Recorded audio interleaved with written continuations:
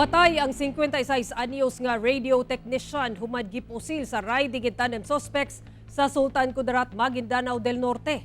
Ang motibo sa krimen padayong giimbestigahan. Nagbuyod og naligo na sa kaugalingong dugo kining 56 anyos nga lalaki human gipusil sa kadalanan sa Barangay Limbo sa Sultan Kudarat, Maguindanao del Norte alas 3:50 Martes sa hapon. Ang biktima na ilhang radio technician sa usa ka radio station sa Cotabato City. Nadala pa kini sa ospital apan nakabsan gihapon sa kinabuhi samtang gitambalan. Matod sa Police Regional Office Bangsamoro Autonomous Region kon PRO Bar, naglatas ang biktima sa kaisa iyang kaugalingong motor apan gisundan kini sa riding in tandem suspects ug gipusil sa makadaghang higayon ug sa suspect nga gilayong misibat. Ana sa upat ka basiyo sa bala sa armas ug usa sab ka deformed bullet ang na-recover sa crime scene. Blanco pa ang otoridad sa motibo sa krimen. Padayon ang hot pursuit operation sa PNP batok sa mga sospek.